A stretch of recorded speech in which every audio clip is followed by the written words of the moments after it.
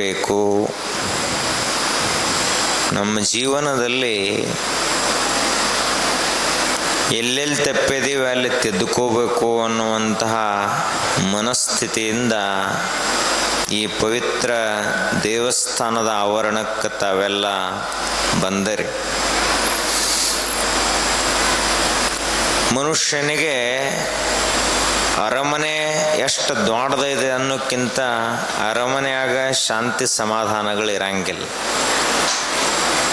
ನಿಮ್ಮ ಮನೆ ದೊಡ್ಡ ಅದಾವು ಸಣ್ಣ ಅದಾವು ಏನಿದ್ರೂ ಒಂದು ಗುಡಿ ಒಳಗೆ, ಒಂದು ಮಠದಲ್ಲಿ, ಒಂದು ನಿಸರ್ಗದ ಮಧ್ಯದಲ್ಲಿ ಏನು ಸಮಾಧಾನ ಇರ್ತೈತಿಲ್ಲ ಅದು ಮನ್ಯಾಗ ಸಿಗಂಗಿಲ್ಲ. ಮನ್ಯಾಗ ಕುತ್ಯಾಕ ನಿತ್ಯಾಕ. ನೀವು ಬೇಕಾದಂಥವ್ರಿದ್ರು ಕಿರಿಕಿರಿ ತಪ್ಪಿದ್ದಲ್ಲಲ್ಲಿ. ಹೀಗಾಗಿ ಆಶ್ರಮಗಳು, ಮಠಗಳು, ಮಂದಿರಗಳು ಅಂದ್ರೆ ಮನುಷ್ಯನ ಜೀವನದ ತಾಪತ್ರಯಗಳನ್ನು ಕಳೆಯುವಂಥ ಶಾಂತಿಯ ತಾಣಗಳಿಗೆ ಮಠ ಮಂದಿರಗಳು ಅಂತ ಕರೀತಾರೆ. ನಮ್ಮ ದೇಶದಲ್ಲಿ ನಮ್ಮ ಮನೆ ಸಣ್ಣ ಅದಾವು, ಮಠಗಳು ದೊಡ್ಡ ಅದಾವು. ನಾವಿರ್ಲಾಕ ಗುಡಿಸಲ್ದಾಗದೀವಿ, ದೇವರನ್ನು ಅತ್ಯಂತ ದೊಡ್ಡದಾದಂಥ ಗೋಪುರವನ್ನು ಕಟ್ಟಿ ಶಿಖರವನ್ನಿಟ್ಟು ಬಂಗಾರದ ಕಳಸ ಇಟ್ಟು ನಾವು ದೇವಾಲಯಗಳನ್ನು ಕಟ್ಟಿದೀವಿ ಭಾರತೀಯರು. ನಾವಿರ್ಲಾಕ ಗುಡಿಸಲ್ದಾಗದೀವಿ, ಹಳಿ ಮನೆಯಾಗದೀವಿ, ಹಂಚಿನ ಮನೆಯಾಗದೀವಿ, ಇಟ್ಟಂಗಿ ಮನೆಯಾಗದೀವಿ. ಆದ್ರೆ ದೇವರನ್ನು ಎಲ್ಲಿ ಓದಿಟ್ಟದೀವಿ? ಕಲ್ಲಿನಿಂದ ಕೆತ್ತಿದಂಥ ಶಿಲ್ಪಗಳು, ರಾಜಗೋಪುರಗಳು, ಮಹಿಮಾನ್ವಿತವಾದಂತಹ ಮುಗಿಲೆತ್ತರದ ಮಂದಿರಗಳನ್ನು ಕಟ್ಟಿ ದೇವರನ್ನು ಅಲ್ಲಿಟ್ಟಿದ್ದೀವಿ. ಯಾಕೆ ಅಂದ್ರೆ ನಮಗೆ ಗೊತ್ತೈತಿ ನಮ್ಮ ಮನೆ ಬಿದ್ದು ಹೋಗುವುದಾವು, ಗುಡಿ ಕಾಯಂ ಉಳಿದೈತಿ ಅಂತ ನಮಗೆ ಗೊತ್ತೈತಿ. ಗುರುವಿನ ಮಠಗಳು ಕಾಯಮ್ಮಾಗಿ ಉಳಿತಾವ, ಅವು ಸಮಾಜಕ್ಕೆ ಶಾಶ್ವತವಾಗಿ ದಾರಿಯನ್ನು ತೋರಿಸ್ತಾವು. ಅವು ಉಳಿಯುವುದಾವು. ಬರೇ ಸ್ವಾರ್ಥಕ್ಕಾಗಿ ದುಡಿಯುವಂಥ ನಮ್ಮ ಮನೆಗಳು ಬಿದ್ದು ಹೋಗುವುದವು ಅಂತ ನಮಗೆಲ್ಲ ಗೊತ್ತೈತಿ. ಆದ್ದರಿಂದಲೇ ನಾವೆಲ್ಲರೂ ಆರಾಧಿಸುವಂಥ ಅತ್ಯಂತ ಶ್ರೇಷ್ಠ ಸ್ಥಾನಗಳು ಯಾವಪ್ಪ ಅಂದ್ರೆ ಒಂದು ಗುಡಿ, ಎರಡನೇದ್ದು ಮಠ. ಭಾರತ ದೇಶದಾಗ ಗುಡಿ ಇರಲಾರ್ದು ಒಂದು ಊರನೂ ಇಲ್ಲ, ಮಠ ಇರಲಾರ್ದು ಒಂದು ಊರಿಲ್ಲ. ಅದಕ್ಕೆ ಭಾರತ ದೇಶಕ್ಕೆ ಏನಂತ ಕರೀತಾರ? ಧರ್ಮಭೂಮಿ ಅಂತ ಕರೀತಾರ. ಇಲ್ಲಿ ನಾವು ಎಲ್ಲೆಲ್ಲಿ ಹೆಜ್ಜೆ ಇಡ್ತೇವಲ್ಲ ಎಲ್ಲ ಕಡೆಗಳಲ್ಲಿ ಏನದಾವು? ದೇವಸ್ಥಾನಗಳದಾವ. ಸಂತ ಮಹಾತ್ಮರು ತಪಸ್ಸನ್ನು ಮಾಡಿದಂಥ ಆಶ್ರಮಗಳದಾವು. ನಮಗೂ ಮನಸ್ಸಿಗೆ ತಾಪ ಆತಂದ್ರೆ ಎಲ್ಲಿ ಹೋಗಬೇಕಪ್ಪ? ಈಗ ಆರಾಮ ತಪ್ಪಿತಂದ್ರೆ ಎಲ್ಲಿ ಹೋಗಬೇಕು? ಎಲ್ರೇ ಡಾಕ್ಟ್ರ್ ಕಡೆ ಹೋಗ್ಬೇಕು. ಹಂಗ ಆರಾಮ ತಪ್ಪರ ಡಾಕ್ಟ್ರ್ ಕಡೆ ಹೋಗೋದು. ಮನಸ್ಸಿನಲ್ಲಿ ತಾಪ ಹೆಚ್ಚಾಯಿತು ಅಂದ್ರೆ ತಾಪವನ್ನು ಕಳೆಯುವಂಥ ಆಶ್ರಮಗಳು ಮತ್ತು ಮಂದಿರಗಳಿಗೆ ಬರೋದು. ತಾವೆಲ್ಲ ಬಹಳಷ್ಟು ಪುಣ್ಯವಂತರು. ಯಾಕೆ ಅಂದರೆ ಈ ಊರಿನಲ್ಲಿ ಅವತರಿಸಿದಂಥ ಒಂದು ಜ್ಯೋತಿ ಇವತ್ತು ಇಡೀ ಜಗತ್ತನ್ನು ಬೆಳಗ್ತಾ ಇದೆ. ಮಹಾತ್ಮರು ಹುಟ್ಟಂಗಿಲ್ಲ, ನಾವು ಹುಟ್ಟವ್ರು. ಯಾವ ಹುಟ್ಟತಲ್ಲ ನಾವು ಸಾಯ್ತಾನ. ಮಹಾತ್ಮರು ಹುಟ್ಟಂಗಿಲ್ಲ, ಅವತರಿಸ್ತಾರೆ. ಅದಕ್ಕೆ ಅವರಿಗೆ ಅವತಾರಿ ಪುರುಷರು ಅಂತ ಕರೀತಾರೆ. ಅವತರಣ ಅಂದರೆ ಏನು? ಮೇಲಿನಿಂದ ಅಂದ್ರೆ ದೇವಲೋಕದಿಂದ ಇಳಿದು ಬಂದಂಥವರು ಈ ಧರೆಯನ್ನು ಉದ್ಧರಿಸುವ ಸಲುವಾಗಿ ಈ ಲೋಕದಲ್ಲಿ ಧರ್ಮ, ದಾನ, ತ್ಯಾಗ, ಶಾಂತಿ, ಸಹನೆ, ತಿತಿಕ್ಷಾ, ಮಾತೃತ್ವದ ವಾತ್ಸಲ್ಯವನ್ನು ಕಲಿಸುವ ಸಲುವಾಗಿ ಅವತರಿಸಿದಂಥವರು ದಾನಮ್ಮ ದೇವಿ. ಏನು ಕಲಿಯೋದು? ನೀವು ಉಮ್ರಾಣಿ ಅವರು ಏನು ಕಲಿಬೇಕು? ಸಂಸ್ಕಾರ. ನಿಮ್ಮ ಊರಾನ ಮಹಾಪುರುಷರು ಯಾರಪ್ಪ ಅಂದ್ರೆ ದಾನಮ್ಮ ದೇವಿ ಇಲ್ಲಿ ಜನ್ಮವಾಗ್ಯದ. ಅಂದ ಬಳಿಕ ನೀವು ಇನ್ನೊಬ್ಬರ ಕಡೆದಿಂದ ಬಟ್ ಇಡಿಸ್ಕೊಳ್ಳಾರ್ದಂಗೆ ಬದುಕಿರಿ ಅಂದ್ರೆ, ಕಪ್ಪು ಚುಕ್ಕಿ ಹಚ್ಕೊಳ್ಳಾರ್ದಂಗೆ ಬದುಕಿರಿ ಅಂದ್ರೆ ಅದೇ ನಾವು ದಾನಮ್ಮ ದೇವಿಗೆ ಕೊಡೋ ದೊಡ್ಡ ಕೊಡುಗೆ. ನೀವು 10,000 20,000 ರೊಕ್ಕ ಕೊಡೋಕ್ಕಿಂತ ಅದನ್ನು ಕೊಡ್ರಿ, ಬೇಡ ಅನ್ನಂಗಿಲ್ಲ. ಆದ್ರೆ ಉಮ್ರಾಣಿ ಅವರಪ್ಪ ತುಡುಗು ಮಾಡ್ಲಾತ್ತಾರ, ಜತ್ಯಾಗ ಸಿಕ್ಕ ಬಿದ್ದಾರತ್ತಂದ್ರೆ ಇಲ್ರಿ ಉಮ್ರಾಣಿ ಅವರು ಹಿಂಗೆ ಮತ್ತು ಮೊನ್ನೆ ಟ್ರೈನ್ಯಾಗ ಕಳ್ತನ ಮಾಡಿದ ಹುಡುಗ ಹಿಂಗ್ರಿ. ಉಮ್ರಾಣಿ ಹೆಣ್ಮಗಳು ಒಂದು ಊರಿಗೆ ಕೊಟ್ಟಿದ್ದೀವಿ, ಸರಿಯಾಗಿ ಅಲ್ಲಿ ನಡಿಲಿಲ್ಲ, ಡೈವೋರ್ಸ್ ಆತು. ಇದು ಯಾರಿಗೆ ಕೆಟ್ಟ ಹೆಸರ? ನಿಮ್ಮ ಊರಿಗೇನೋಕ್ಕಿಂತ ದಾನಮ್ಮ ದೇವಿಯ ಊರವರು ಅನ್ನೋದು ಭಾಳ ಪ್ರಸಿದ್ಧ. ಇವತ್ತು ಗುಡ್ಡಾಪುರ ಎಟ್ಟ ಪ್ರಸಿದ್ಧ ಐತ್ಲ, ಅದಕ್ಕಿಂತ ಹೆಚ್ಚಿಗೆ ಪ್ರಸಿದ್ಧ ಯಾವುದಂದ್ರೆ ಈ ಉಮ್ರಾಣಿ. ಯಾಕೆ? ಗುಡ್ಡಾಪುರದಾಗ ಹೋಗಿ ಜ್ಯೋತಿ ದ್ವಾಡದಾಗಿರ್ಬೋದು, ಆದ್ರೆ ಜ್ಯೋತಿಯ ಉದಯ ಎಲ್ಲಿ ಆಗೈತಿ ಅಂದ್ರೆ ಉಮ್ರಾಣಿ ಒಳಗ ಆಗೈತಿ, ಆ ಒಳಗೆ ಗುಡ್ಡಾಪುರ. ರಾಮ ತನ್ನ ಪರಾಕ್ರಮವನ್ನು ಮೆರೆದ ಲಂಕಾದೊಳಗೆ, ಆದ್ರ ರಾಮನ ಅವತರಣವಾದಂಥ ಕ್ಷೇತ್ರ ಯಾವುದು ಅಂದ್ರೆ ಅಯೋಧ್ಯ. ಅಯೋಧ್ಯ ಇರಲಿಲ್ಲ ಅಂದ್ರೆ ಲಂಕಾಕ್ಕೇನು ಹೋಗ್ತಾ ಇದ್ದ. ಅದೇ ರೀತಿಯಾಗಿ ಬಾಗೇವಾಡಿ ಅದ ಅಂತ ತಿಳ್ಕೊಂಡು ಬಸವ ಕಲ್ಯಾಣದಲ್ಲಿ ಅಷ್ಟು ದೊಡ್ಡ ಕ್ರಾಂತಿ ಆಯಿತು. ಕೂಡಲ ಸಂಗಮದಲ್ಲಿ ಅಂತಹ ಬದಲಾವಣೆ ಆಯಿತು. ಮೂಲ ಯಾವುದಪ್ಪ? ಬಾಗೇವಾಡಿ. ಆಗ ದಾನಮ್ಮ ದೇವಿಯ ಮೂಲ ಅವತರಣಾ ಕ್ಷೇತ್ರ ಯಾವುದಪ್ಪ ಅಂದ್ರೆ ಉಮ್ರಾಣಿ ಅದ. ದೇವರು ಸೆಲೆಕ್ಟೆಡ್ ಅಂತ ಕರಿತಾನ. ಅದಕ್ಕೆ ದೇವ್ರು ಆಯ್ಕೆ ಮಾಡ್ತಾನೆ, ನಾವ್ಯಾರು ಆಯ್ಕೆ ಮಾಡೋದಿಲ್ಲ. ನಾವೆಲ್ಲ ಹೇಳ್ತೀವಿ ನಮ್ಮ ಮನ್ಯಾಗ ದೇವ್ರು ಹುಟ್ಟಬೇಕು, ದೇವ್ರ ಅವತಾರ ನಮ್ಮ ಮನ್ಯಾಗ ಆಗಬೇಕು. ನೀವು ದೇವ್ರಂತವ್ರು ಇದ್ರಲ್ಲ, ದೇವ್ರಂತ ಮಕ್ಕಳು ಬರ್ತಾವ ಮನೆಗೆ. ಈಗ ರಾಮನ ತಾಯಿ ಯಾರಪ್ಪ ಅಂದ್ರೆ ಕೌಸಲ್ಯಾದೇವಿ. ಎಂಥ ಹೆಣ್ಮಗಳು! ತಾಯಿ ಹಂಗಿದ್ಲಂತ ತಿಳ್ಕೊಂಡು ಸಾಕ್ಷಾತ್ ವಿಷ್ಣು ಪರಮಾತ್ಮ ಅವತಾರ ತಾಳಿದ. ತಾಯಿ ಜೀಜಾಮಾತೆ ಇದ್ಲು ಅಂತ ತಿಳ್ಕೊಂಡು ಶಿವಾಜಿ ಹುಟ್ಟಿದ. ತಾಯಿ ಜಯವಂತಾಬಾಯಿ ಇದ್ಲು ಅಂತ ತಿಳ್ಕೊಂಡು ಮಹಾರಾಣ ಪ್ರತಾಪನಂತ ಶೂರ ಹುಟ್ಟಿದ. ಅದೇ ರೀತಿಯಾಗಿ ಈ ಉಮ್ರಾಣಿಯಲ್ಲಿ ಯಾವುದೋ ಒಂದು ದೈವಿ ಶಕ್ತಿ ಇರಬೇಕು. ಆ ಶಕ್ತಿಯ ಕರೆಗೆ ಹೋಗೊಟ್ಟು ದಾನಮ್ಮ ದೇವಿ ನಿಮ್ಮ ಊರಿನಲ್ಲಿ ಅವತಾರ ತಾಳ. ಇದನ್ನೆಲ್ಲ ಉಳಿಸ್ಕೊಂಡು ಬೆಳೆಸ್ಕೊಂಡು ಹೋಗೋದು ನಿಮ್ಮ ಕೆಲಸ ಐತಿ. ಈ ವಿಷಯ ಭಾಳ ಚಂದ ಇಟ್ಟಾರ ಅವರು. ಒಂದು ಊರಿಗೆ ಶೋಭಾ ಬರ್ಬೇಕಂದ್ರೆ, ಒಂದು ಸಮಾಜ ಗೌರವಾನ್ವಿತವಾಗಿ ಬದುಕಬೇಕಂದ್ರ, ಒಬ್ಬ ಮನುಷ್ಯ ಉತ್ಕೃಷ್ಟ ಚಿಂತನೆಯಿಂದ ಈ ಜಗತ್ತಿನಲ್ಲಿ ಹೆಂಗ ಬಾಳಬೇಕು, ಬದುಕಬೇಕು. ಧರ್ಮದ ಪರಿಕಲ್ಪನೆ ಅಂದ್ರೆ ಏನು? ಧರ್ಮದ ಮರ್ಮ ಯಾವ ರೀತಿಯಾಗ್ಯದ? ಅಧ್ಯಾತ್ಮ ಅಂದ್ರೆ ಏನು? ಮಹಾಪುರುಷರು ಯಾವ ರೀತಿಯಾಗಿ ಬದುಕ್ತಾರ? ಸಜ್ಜನರ ದಾರಿ ಯಾವ ರೀತಿಯಾಗಿರ್ತದ? ಯದ್ಯದಾಚರತೆ ಶ್ರೇಷ್ಠ, ಶ್ರೇಷ್ಠರು ಅಂತ ಯಾರಿಗೆ ಕರೀತಾರ? ಮಹಾಜನರು ಅಂತ ಯಾರಿಗೆ ಕರೀತಾರ? ತಿಳಿದವರು, ಬಲ್ಲವರು, ಮಹಾತ್ಮರು ಅಂತ ಯಾರಿಗೆ ಕರೀತಾರ? ಅವರು ಹೆಂಗ ಬದುಕ್ತಾರ, ನಾವು ಹೆಂಗ ಬದುಕಬೇಕು, ಇಷ್ಟೇ.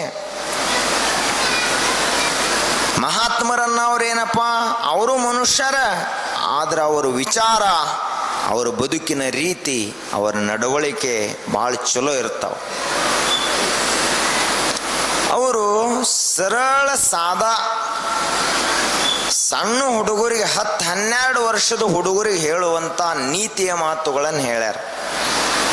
ಅವೇನು ಬಹಳ ದೊಡ್ಡ ಅಂತ ಹಿಂಗಲ್ಲ, ಮತ್ತು ಇವಕ್ಕಿಂತ ದೊಡ್ಡ ಮಾತನ್ನ ಜಗತ್ತಿನಾಗ ಯಾವೂ ಇಲ್ಲ. ನೋಡ್ರಿ, ಒಂದು ದೊಡ್ಡ ವಿಶ್ವವಿದ್ಯಾಲಯದಲ್ಲಿ ಕಲಿಸುವಂಥ ಮಾತುಗಳು ಇವೆ, ಒಂದು ದೊಡ್ಡ ಗುರುಕುಲದಲ್ಲಿ ಕಲಿಸುವಂಥ ಮಾತುಗಳು ಇವೆ, ಒಬ್ಬರು ಶ್ರೇಷ್ಠ ಸನ್ಯಾಸಿಗಳು ಜಗತ್ತಿಗೆ ಉಪದೇಶ ಮಾಡುವಂಥ ತತ್ವಗಳು ಇವ. ಉಪನಿಷತ್ತುಗಳಲ್ಲಿ ಹೇಳಿದಂಥ ತತ್ವಗಳು ಇವ, ಭಗವದ್ಗೀತಾದೊಳಗಿರುವಂಥ ತತ್ವನು ಇದ, ಶರಣರ ವಚನ ದಾಸರ ಪದಗಳು, ಮಹಾರಾಷ್ಟ್ರದ ಸಂತರ ಅಭಂಗಗಳಲ್ಲಿ ಅಡಗಿರುವಂಥ ತತ್ವ ಯಾವುದು ಅಂದ್ರೆ ಇದ, ಗುರುಗ್ರಂಥ ಸಾಹೀಬದಲ್ಲಿ ಅಡಗಿರುವಂಥ ಸಿಖ್ಖರ ತತ್ವ ಇದೆ. ಇಡೀ ವಿಶ್ವದಲ್ಲಿರುವಂಥ ಎಲ್ಲ ಧರ್ಮಗಳ ಸಾರ ಏನಪ್ಪ ಅಂದ್ರೆ ಇವೇ ಸಪ್ತ ಸೂತ್ರಗಳು. ಇವು ಬಿಟ್ಟರೆ ಬೇರೆ ಏನಿಲ್ಲ. ಯಾವ ಧರ್ಮರೇ ಕಳ್ಳತನ ಮಾಡು, ಕೊಲ್ಲು, ಹಿಂಸೆಯನ್ನು ಮಾಡು, ಚಾಡಿ ಹೇಳು, ಸಿಟ್ಟಿಗೆ ಬಾ, ಇನ್ನೊಬ್ಬರನ್ನ ಹಾಳು ಮಾಡು, ಇನ್ನೊಬ್ಬರನ್ನ ನಿಕೃಷ್ಟವಾಗಿ ನೋಡು ಅಂತ ಯಾವ ಧರ್ಮನೂ ಹೇಳಂಗಿಲ್ಲ. ಏನು ಹೇಳ್ತದ ಧರ್ಮ? ಧರ್ಮ ತಿದ್ದುಕೊಳಕ್ಕೆ ಹೇಳ್ತೈತಿ. ಮೊದಲನ ತಪ್ಪು ಮಾಡಬಾರದು. ನೋಡ್ರಿ, ಬಿಳಿ ಎರಿವು ಇರ್ತೈತಿ ಅಂದ್ರೆ ಮೊದಲನ ಅದಕ್ಕೆ ಕಪ್ಪು ಚುಕ್ಕಿ ಹತ್ತಲಾರ್ದಂಗೆ ನೋಡ್ಕೋಬೇಕು. ಇನ್ನು ಏನೋ ಅಕಸ್ಮಾತ್ ಸಂಘ ದೋಷದಿಂದೋ ಪ್ರಸಂಗದಿಂದಲೋ ಕಾಲಾನುಕ್ರಮವಾಗಿಯೋ ನಮಗೆ ತಿಳುವಳಿಕೆ ಇರಲಾರ್ದ ಕಾರಣದಿಂದಲೋ ಕಪ್ಪು ಚುಕ್ಕಿ ಹತ್ತಿ ತಂದ್ರೂ ತೊಳ್ಕೊಂಡು ಮತ್ತೆ ಸ್ವಚ್ಛ ಮಾಡ್ಬೇಕು. ಇನ್ನೊಮ್ಮೆ ರಾಡಿ ಸಂಘ ಮಾಡಬಾರ್ದು. ಇನ್ನೊಮ್ಮೆ ನಿನಗೆ ಕಪ್ಪು ಚುಕ್ಕಿ ಹತ್ತಲಾರ್ದಂಗೆ ನೀ ಬದುಕಬೇಕು. ಇದಕ್ಕೇನಂತಾರ? ಒಳ್ಳೆಯ ಜೀವನ ಅಂತ ಕರೀತಾರೆ. ಜೀವನ ಅಂದ್ರೆ ಪೇಪರ್ ಮೇಲೆ ಬರೆಯುವಂಥ ಪರೀಕ್ಷೆ ಅಲ್ಲ. ಇದು ಪ್ರತಿಯೊಂದು ಕ್ಷಣ, ಪ್ರತಿಯೊಂದು ನಿಮಿಷ, ಪ್ರತಿಯೊಂದು ದಿವಸ ನಾವು ಇದನ್ನು ಬರೀಲೇಬೇಕಾಗ್ತದೆ. ಈ ಪರೀಕ್ಷೆಯಲ್ಲಿ ಪಾಸ್ ಆಗಲೇಬೇಕಾಗ್ತದೆ. ಆದ್ದರಿಂದ ಕಳಬೇಡ ಅಂತ ಮೊದಲನೇದ್ದು ಮಾತು ಹೇಳಿದರು. ಏನಪ್ಪ, ನಾವೆಲ್ಲಿ ತುಡುಗರದೇವ್ರಿ ಎತ್ ನೀವು? ನಾವೆಲ್ಲಿ ದಿನ ಮನೆ ತುಡುಗರು ಹೋಗೋರು ಅಲ್ಲ, ನಮಗೆ ಕಳ್ರತ್ಯಾರು ಅನ್ನಂಗೂ ಇಲ್ಲ, ನಾವೇನು ಜೈಲಿಗೆ ಹೋಗಿ ಬಂದವರಲ್ಲ, ಏನಲ್ಲ. ಮತ್ತು ನಮಗೆ ಕಳಬೇಡ. ಯಾವ ಕಳ್ತನ ಮಾಡ್ತಾನ ಅವಾಗ ಹೇಳಿ. ಇದನ್ನೆಲ್ಲಿ ಪೊಲೀಸ್ ಸ್ಟೇಷನ್ದಾಗ ಅವರು ಪೊಲೀಸರು ಕಳ್ರಿಗೆ ಹೇಳ್ಬೇಕು, ಕಳ್ಳಬೇಡ, ಕಳ್ತನ ಮಾಡಬೇಡ್ರಪ್ಪ. ಇವರು ಬಸವಣ್ಣವ್ರು ನಮಗೆಲ್ಲ ಹೇಳತ್ಯಾರ ಅಂದ್ರೆ ನಾವು ಎಲ್ಲೆಲ್ಲರೇ ತುಡುಗು ಮಾಡ್ತೀವತ್ತು ಅರ್ಥ ಆತಲ್ಲ.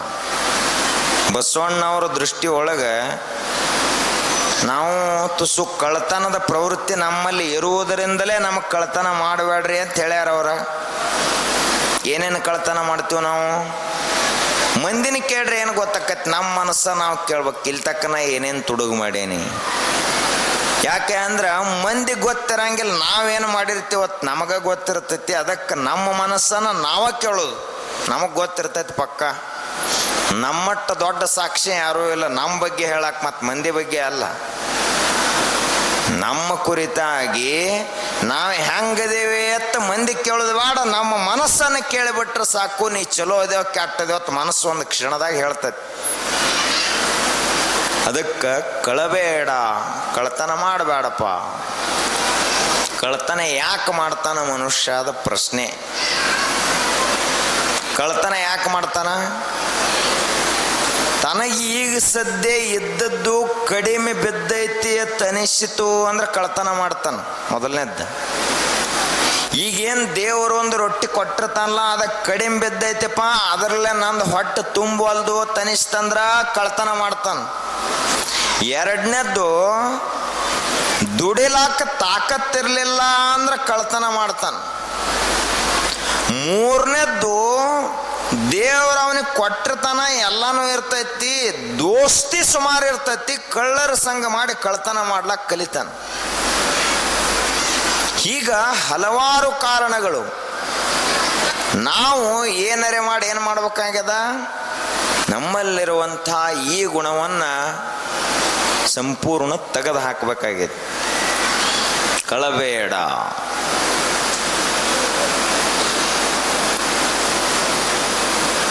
ನಮ್ಮ ದೇಶದಲ್ಲಿ ಮಹಾಪುರುಷರಾಗಿ ಹೋದ್ರು. ಅವ್ರು ಹೆಂಗೆ ಬದುಕಿರಲ್ಲ ಅದನ್ನು ನೋಡ್ರೆ ನಾವು ಹೆಂಗೆ ಬದುಕಬೇಕು ಅದು ನಮಗೆ ಗೊತ್ತಾಗ್ತದೆ. ಆಚಾರ್ಯ ಚಾಣಕ್ಯ ಈ ದೇಶದಲ್ಲಿ ಆಗಿ ಹೋದಂಥ ಮಹಾಪುರುಷ, ಐತಿಹಾಸಿಕ ಪುರುಷ. ಎಂತಹ ಅದಮ್ಯ ಸಂಕಲ್ಪ ಶಕ್ತಿ ಅವನಲ್ಲಿತ್ತು ಅಂದ್ರ ಒಂದು ರಾಷ್ಟ್ರವನ್ನು ಕಟ್ಟಿದಂಥ ಮಹಾಪುರುಷ ಆಚಾರ್ಯ ಚಾಣಕ್ಯ. ಎಂಥ ಮಕ್ಕಳು ಹುಟ್ಟಬೇಕು ಮನ್ಯಾಗ? ಮನೆ ಹೆಸರು ತರವ್ರು ಬ್ಯಾಡ, ನಮಗೆ ಊರ ಹೆಸರು ತರವ್ರು ಬೇಡ, ದೇಶಕ್ಕೆ ಹೆಸರು ತರವ್ರು ಬೇಕು. ಅಂಥ ಹುಡುಗರು ಹುಟ್ಟಬೇಕಾಗ್ಯದ. ಬರೀ ಮನ್ಯಾಗಟ್ಟ ಜ್ಯೋತಿಯಾಗಿ ಬೆಳಗ್ರಿ ಏನು ಮಾಡೋದೈತಿ? ನೀವು ಮನೆಯವ್ರ ಒಟ್ಟು ನೆನಪಿಡ್ತೀರಿ, ನೀವೇನು 200 ವರ್ಷದಾಗ ಮನೆ ಎಲ್ಲ ಖಾಲಿಯಾಗಿ ಹೋಗತ್ತಿ. ಇಂಥವ್ರು ಬೇಡ, ಇಡೀ ದೇಶಕ್ಕೆ ಹೆಸರು ತರವ್ರು ಬೇಕು. ಅಂಥವ ಯಾರು ಅಂದ್ರೆ ಆಚಾರ್ಯ ಚಾಣಕ್ಯ.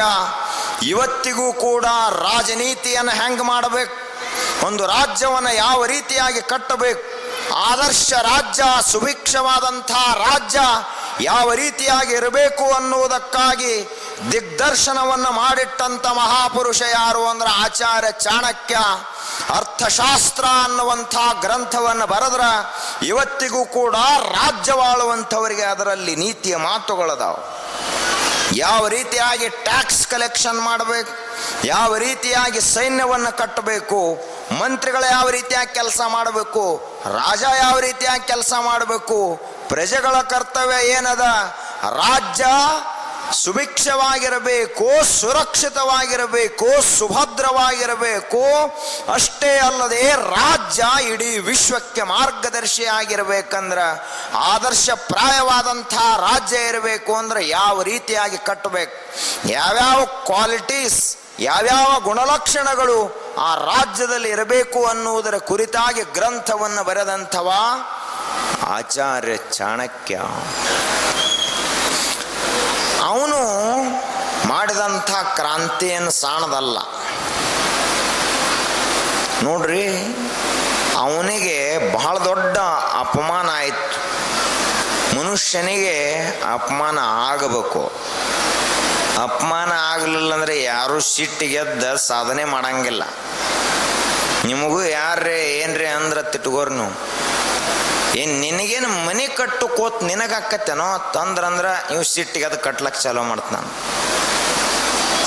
ನಿನಗೇನಪ್ಪ, ನಿನಗೊಂದು ಹೊಲ ತಗೊಳ್ ತಾಕತ್ತಾಗೋದಿಲ್ಲ ಅಂದ್ರೆ ಮುಂದೆ 4-5 ವರ್ಷದಾಗ 10 ಎಕರೆ ಹೊಲ ತಗೋತಾನ. ಅದು ಯಾರು ಅನ್ಬೇಕು ಅವಾಗ? ಹಿಂಗೆ ಅಗದಿ ಹೊಂದಾಣಿಕೆದ್ದವ್ರು ಅನ್ನೋದಲ್ಲ. ಯಾವ ಇವಾಗ ಆಗಿ ಬರಂಗಿಲ್ಲಲ್ಲ ಅವನ ಅನ್ಬೇಕೆ ಮಾತಾ. ಅದು ದೊಡ್ಡ ಸಭಾದಾಗ ಅನ್ಬೇಕು, ಅಪಮಾನ ಆಗ್ಬೇಕು. ಮಂದಿ ಮಕ್ಕಳೊಳಗೆ ಅಂದ ಅಂದ್ರೆ ಮುಗದ ಹೋತು. ಅದನ್ನೇ ಸಿಟ್ಟು ಹಿಡ್ಕೊಂಡು ಇವ ಬೆಳಿತಾನ. ಈ ಜಗತ್ತಿನಲ್ಲಿ ಮಿತ್ರರಾದಂಥವ್ರು ಎಷ್ಟು ಶಕ್ತಿಯನ್ನು ತುಂಬುತ್ತಾರಲ್ಲ ಅದರ 1000 ಪಟ್ಟು ಶಕ್ತಿಯನ್ನು ತುಂಬವ ಶತ್ರು. ಆದ್ದರಿಂದ ಶತ್ರುವನ್ನು ಶತ್ರು ಅಂತ ನೋಡಬೇಡ, ನಿನ್ನನ್ನು ಬೆಳೆಸುವಂಥವ ಅಂತ ನೋಡು. ಅಪಮಾನ ಮಾಡೋರು ಬೇಕು, ಅವ್ರು ಇರಲಿಲ್ಲ ಅಂದ್ರೆ ಬೆಳಿಲಕ್ಕಾಗೋದಿಲ್ಲ. ಬೇಯಬೇಕು. ಅವ್ರು ಎಲ್ಲಿ ಬೇಯಬೇಕು? ಗಾಡಿ ಹಿಂದೆ ಹೋಗಿ ಎಲ್ಲ ಸಭಾದಾಗ ಬೇಯಬೇಕು. ಹಂಗ ಚಾಣಕ್ಯ ಒಂದು ದೊಡ್ಡ ವಿಶ್ವವಿದ್ಯಾಲಯದ ಆಚಾರ್ಯನಾಗಿದ್ದ. ಅವಾಗ ಅವ ಧನನಂದನ ಆಸ್ಥಾನಕ್ಕೆ ಹೋದ. ಆ ರಾಜ ಕುಡುಕಿದ್ದ, ಆ ಬಳಿಕ ಚಟಗಾರ ಇದ್ದ, ದುರಹಂಕಾರಿ ಇದ್ದ. ಅಂಥ ಧನನಂದ ಏನು ಮಾಡಿದ, ಇವೆಲ್ಲ ಮಾತುಗಳನ್ನು ಕೇಳಿಸ್ಕೊಂಡು ಈ ಬ್ರಾಹ್ಮಣರಿಗೆ ಪ್ರಾಣ ಅಂದ್ರೆ ಶಿಖಾ, ಹಿಂದೆ ಚಂಡಿಕೆ ಬಿಟ್ಟಿರ್ತಾರವು ಶಿಖಾ, ಅದಕ್ಕೆ ಎಷ್ಟು ಗೌರವವನ್ನು ಕೊಡ್ತಾರಂದ್ರೆ ಭಾಳ ಕೊಡ್ತಾರೆ. ಆ ಶಿಖಾ ಹಿಡಿದ ಇವನ ಎಳೆದ ಹೊರಗೋಗಿರಿ ಅಂತ ಹೇಳಿಬಿಟ್ಟ ಧನನಂದ. ಇಟ್ಟು ಸಿಟ್ಟು ಬತ್ತ ಅವನಿಗೆ, ಆಚಾರ್ಯ ಚಾಣಕ್ಯನಿಗೆ. ಯಾಕೆ ಅಂದ್ರ ಸಾಮಾನ್ಯ ಅಲ್ಲ, ಒಂದು ದೊಡ್ಡ ವಿಶ್ವವಿದ್ಯಾಲಯದ ಆಚಾರ್ಯ. ಈ ಆಚಾರ್ಯ ಚಾಣಕ್ಯನ ಕೈಯಲ್ಲಿ ರಾಜಕುಮಾರರ ಕಲ್ತು ಹೊಕ್ಕಿದ್ರು. ಅಷ್ಟು ದೊಡ್ಡ ಆಚಾರ್ಯ ಇವ. ಆದ್ರೆ ಇವನು ತಲಿ ಕೂದ್ಲ ಹಿಡದ ಶಿಖಾ ಹಿಡದ ಎಳೆದು ಹೊರಗೆ ಹೋಗೋದು. ಬಟ್ ಶಿಖಾ ಬಿಚ್ಚಿತು. ಬಿಚ್ಚಿದ ಬಳಿಕ ಆಚಾರ್ಯ ಚಾಣಕ್ಯ ಅಲ್ಲೇ ಒಂದು ಪ್ರತಿಜ್ಞೆಯನ್ನ ಮಾಡಿದ.